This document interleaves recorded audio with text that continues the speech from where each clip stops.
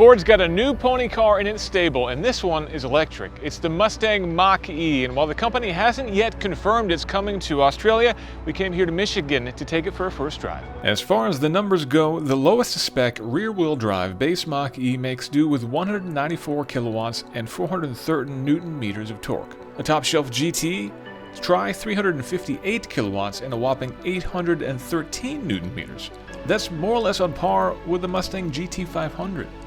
And as far as range goes, you're looking at 398 kilometers on the EPA cycle for the base standard battery rear-wheel drive model, while the Route 1 edition with the larger battery pack will do 502 kilometers on a single charge.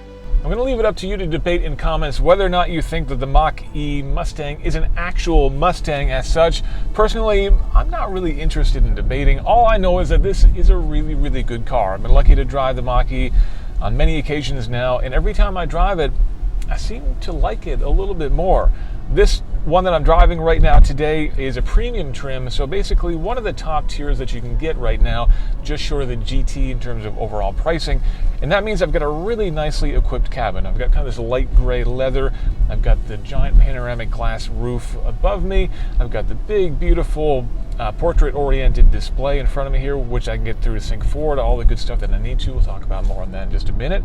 I got the premium B&O sound system, which sounds really good. I would crank it up, but I don't think it's going to work through the GoPro, so we won't worry about that. But trust me, it sounds great. And overall, I've got a really nice driving experience. I'm out here driving today in Michigan, and Michigan roads are notorious for being really bad. And bad in terms of their quality, that is. Potholes everywhere, cracks and bumps and all sorts of things that make the ride really unpleasant in general. But overall, this premium trim is doing a nice job of absorbing all that and making this a quiet, calm, comfortable drive, which is what you really want out of your EV. But if I want a little bit more excitement, maybe if I want to tap into those Mustang genes, go into here into the vehicle settings in my giant touchscreen, and I can go from whisper mode, which is what we're at right now, which is appropriate given we're kind of cruising through some parks.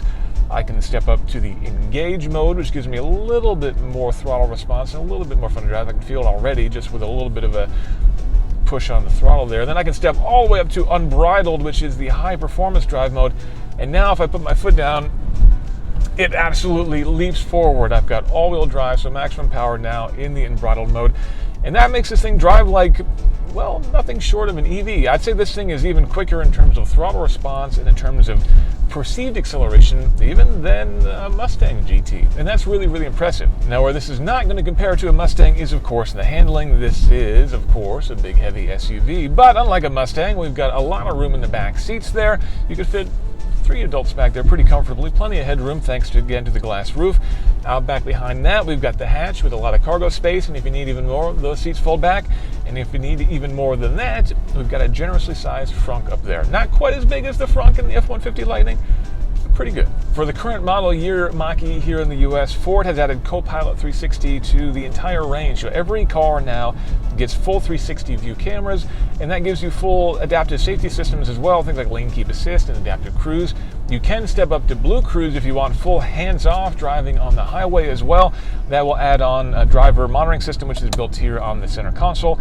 That will basically keep an eye on me to make sure that I am keeping an eye on the road, because of course, even though it is a hands-off system, I still do need to be able to take over if something jumps in front of me, or if the weather conditions change, or indeed when I get off of the highway. But other than that, the car will speed up and slow down, stay in lanes, even pass other cars, do it pretty much autonomously, which is really encouraging. And Ford says that there'll be more updates to come via over-the-air updates, making this car even smarter and safer down the road. Now, being a premium trim Mach-E, this is on the more expensive side. Pricing for this starts at about $60,000 US. Doing a straight currency conversion, you're looking at about $90,000 Australian. But given Ford has not confirmed this is coming to the Australian market, that's probably not where it would actually wind up being priced. But I hope that Ford does hurry up and put this steering wheel over there and bring it to Australia, because all of you deserve to find out just how good this thing is.